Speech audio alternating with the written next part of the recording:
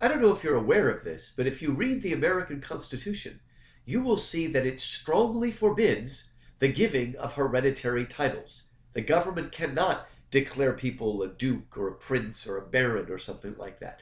America has always been very democratic. We don't like hereditary titles.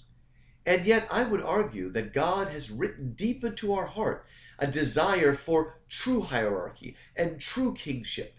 We do want to look up to people. And Lewis once said, if we don't look up to kings, we'll end up looking up to pop stars and athletes and other people like that. There is something in us that desires true hierarchy. In fact, I would argue that one of the reasons The Lord of the Rings and the Chronicles of Narnia and the films made of those novels have been so popular is that there is an innate desire and a yearning for what Lewis would call true kingship. But we need to understand that true kingship is not tyranny. It doesn't mean ruling over people with an iron fist. It does mean leading. It does mean bringing order. But it also brings with it duty, noblesse oblige, the obligations of nobility, if you're familiar with that phrase. In The Voyage of the Dawn Treader, one of the Chronicles of Narnia, Lewis gives us a wonderful example of the duties and responsibilities that come with true kingship.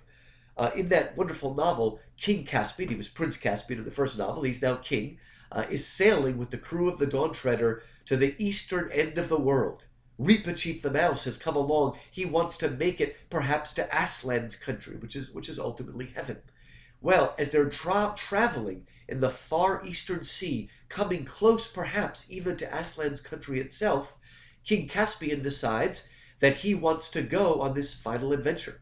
So he tells the captain of the Dawn Treader that he is going to get in the paddle boat and he is going to continue on for the final journey, and he is to take the Dawn Treader back to Narnia and to tell Trumpkin he'll be the new king.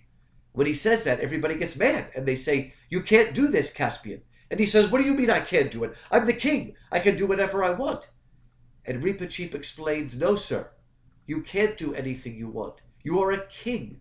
You are not a private person who can indulge your private fancies.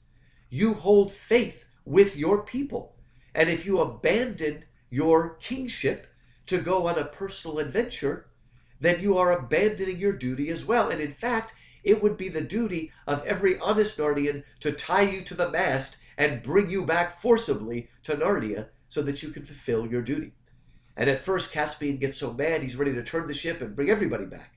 But then Aslan appears, and Caspian realizes that being a king does not mean doing anything you want, but doing your duty and responsibility.